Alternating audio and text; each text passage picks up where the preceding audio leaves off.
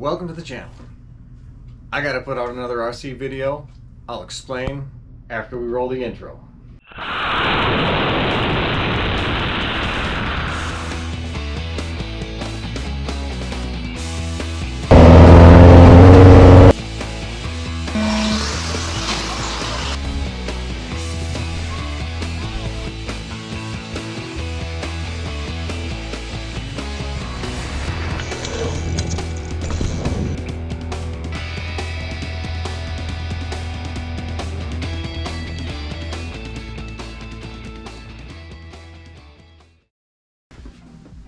So I said I would explain. See, last November, I got to attend a race that I had wanted to go to for a long time. It was the 2023 AE Championship race at Trackside Hobbies and Raceway in Brookfield, Wisconsin.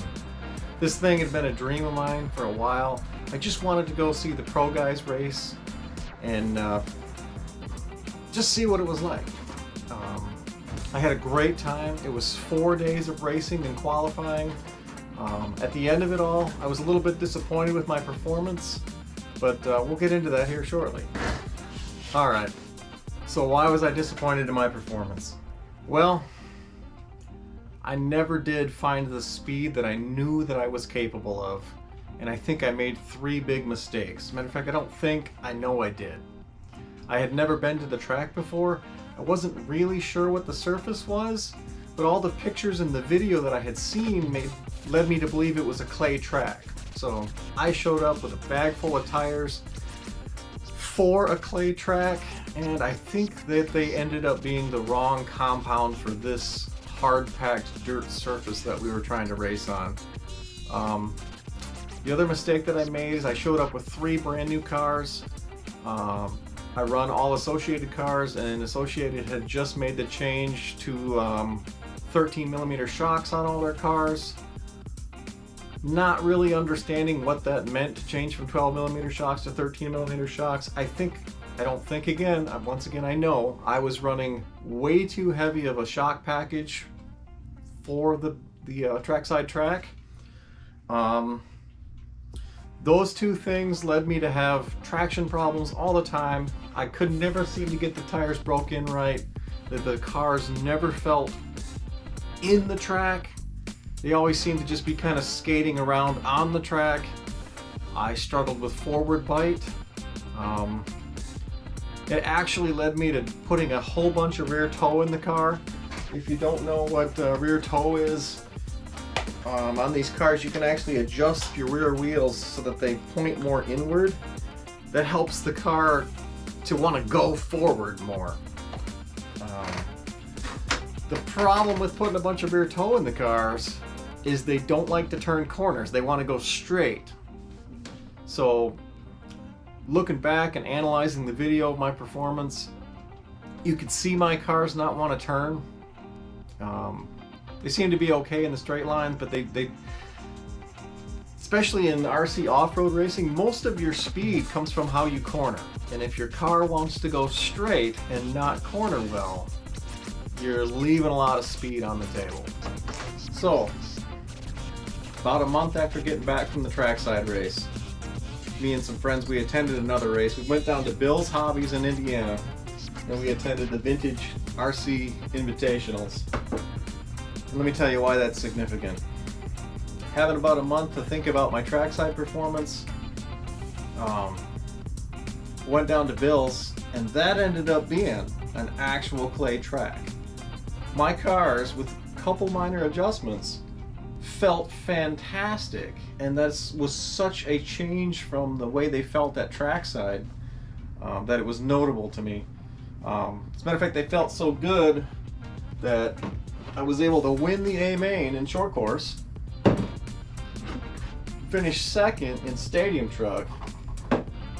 I don't remember exactly with the 17.5 buggy. I think it was 4th or 5th in the B main.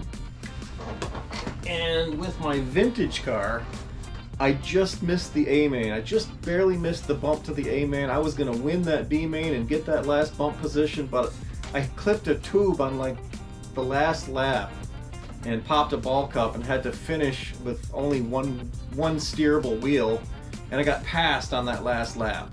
So that just boosted my confidence that, hey, you know what? I actually can drive these things, and I can actually do pretty good on a local, national level, I guess you'd want to say. And that just set in my mind, and as time went on, I was like, you know, I think I got to go back to trackside again. A little wiser, a little smarter, a little bit different plan this time. Show up with the right tires, the right shock package, and we'll pull some of that toe out of these cars and see if we can't get these things to corner. Let me show you some examples of what I'm talking about. All right, now watch this first clip. You can see my car in there. You can see how I'm cornering wide. That's all the car would do. If I tried to corner any tighter than that, it would slide out, or it just won't do it. And then right after that, I got another clip of another race, and just watch the way that those buggies can cut corner. Out in that green and pink, Jeff Wilkinson right behind him, and Peyton going to close up. Mike Mazer, Dan Myros can't get rid of each other. Chris Michelson, Tate Mockdig, Andrew Scholl, Shane Smith, Brian Krull, the train. We're at least 5 deep up here at the point. Wilkinson got around Cooper this lap. And all right, now watch this next clip and watch how these other buggies are able to corner far better than mine are. And if you do that lap after lap, that's a lot of speed that I was leaving on the table. Kyle Kasurik over the line, got away clean from the front. Everything else up for grabs. Looks like Rich Peters came away with the 2. Schlegel slots in 3. Hohenstein 4. Matt Wilbert 5. 2, 3, 4, 5 around the point now. Rich Peters in that purple and white. All right, so that was my buggy. Now let's take a look at my short course truck, see what the difference is. All right, here's my truck. Look how wide I have to turn. You gotta remember, this is the short course D main, so none of us are the greatest drivers ever. But my truck is just not getting through these corners. Here's another example. Wide, slow turn. Another wide, slow turn.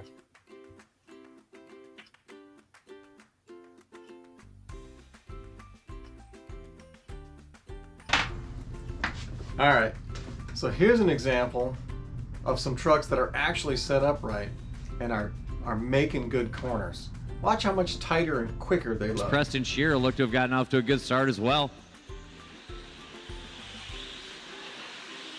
Looks like Kyle Munson leads up the pack part of this. Danny D there with him. Tyler O'Brien, June Villaruz, Garay Benlin rounds out the 10.